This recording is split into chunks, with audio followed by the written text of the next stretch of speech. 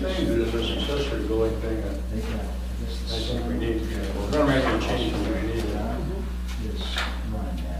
fix some wording and stuff. I don't know how you wanna do this, if you wanna just start out here.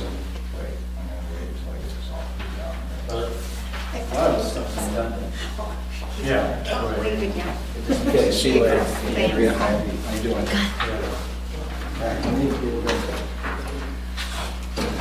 So.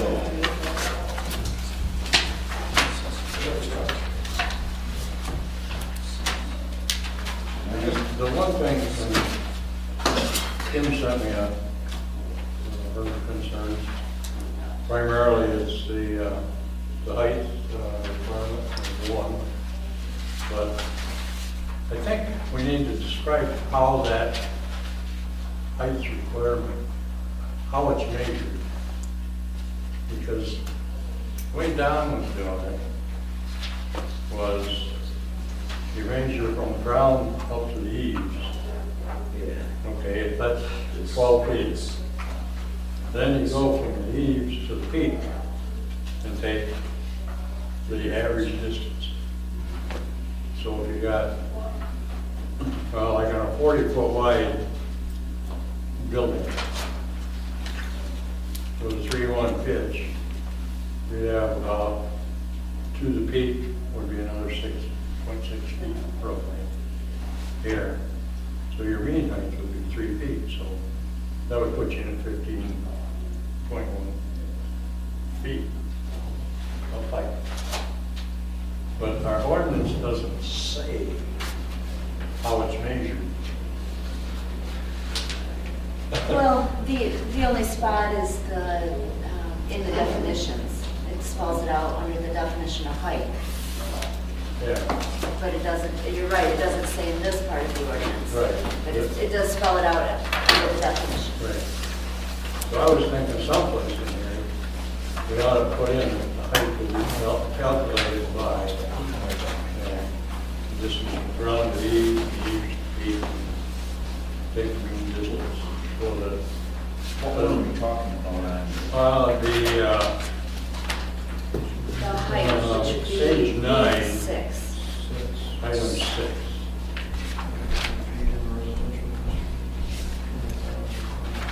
Yeah, and then the whole thing goes right off to some other, goes off the setback, and then you mentioned item 6.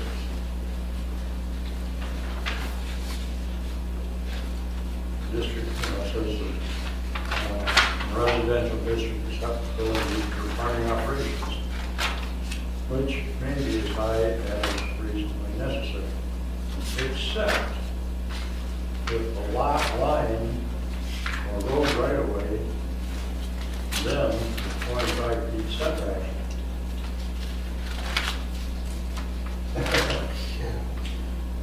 Does that make sense to anybody? It doesn't to me. No, that doesn't make any sense. Right here.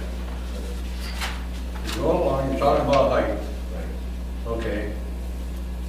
Except for farming operations, which may be as high as reasonably necessary in farming, in the barn. Except if the lot line is a road or right of way, then the 25-foot is required. Is that height or setback? That sounds like setback. That looks like setback to me. That's not. You're talking about the 25? Yeah. Well, if you go to the one above it, number 5, Yeah, and you read number 5, Yeah. it says that any pole barn on a non-conforming lot has to be 25-foot setback. right. Okay. So if you do an accessory building that's So over this is- 18 on a conforming lot, it would only be 15. Because conforming lots are 15-foot setbacks.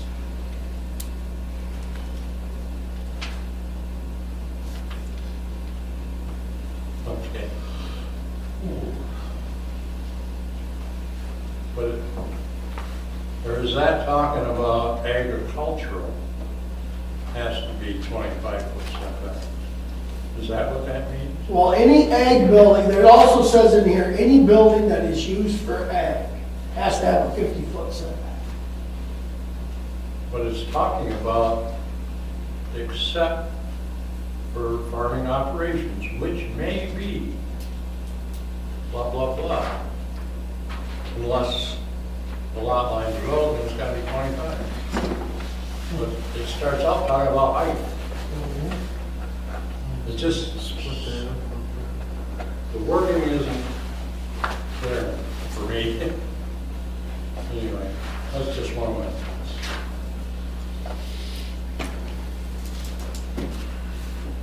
I guess, what do you want, how do you want to change it?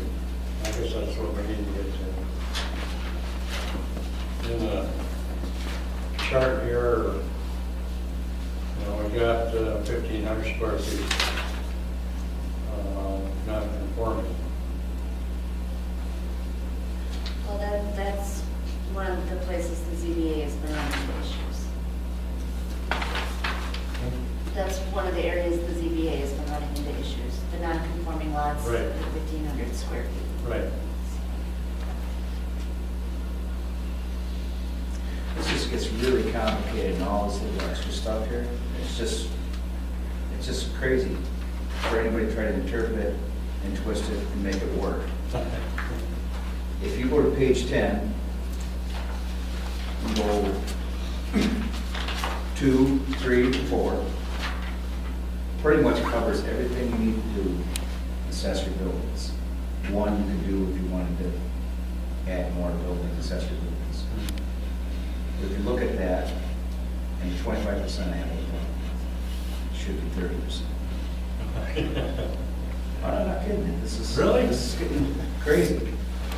Because Kim, did you just run into something with somebody On the ZBA, yeah. in the ZBA, and probably everything was in good taste, and just fell short of just, well, all these lots around Colton are already set. I mean, and people are trying to make your whole buildings as nice as they can, and they're falling short of it by 30%.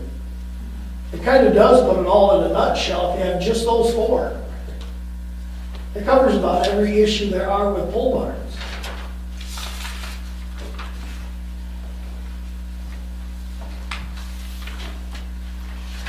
I guess one of the things, another thing that is, if you got a narrow, non-conforming lot, 50-foot lot, you want to put a 40-foot pole barn width on it, that gives you 5 feet on both sides. To me, that's not near enough. I agree. If you look at them, you get a lot of them, even one, and you got a 6-foot high wooden fence along 5 feet from the building. You can't get cars through there. You can get a lawnmower, and that's about it to get to the back of the lot. If the thing catches on fire, our firemen are gonna be trapped between a burning wall and a 6-foot high fence. If, the thing caved in on it. Just seems like 5 feet is way too narrow. Jim, and that's agreed, but more importantly, that's the setback for the house. On a non-conforming lot, you can build your house, and that's more critical I know it. to not have 5 foot than the pole barn. Yeah, and Because the people are living in it. So if you're gonna change it for non-conforming lot, again, change the underlying district and make all non-conforming lots a 10-foot setback. I would have no problem with that, I mean, that's some of our lots are all narrow, Correct. so. Well, the issue we had with the lady that built the big pole barn, I can't think of her name. Sheila, you. Anyway, when Sheila come in and we looked at the lot together and sat down and did that, we actually talked her into narrowing it up and moving it over so that she kept enough room on one side to get around the building, even though she didn't have to. We pointed that out to her. If you build it right on this line, you can't even get a car around the back side.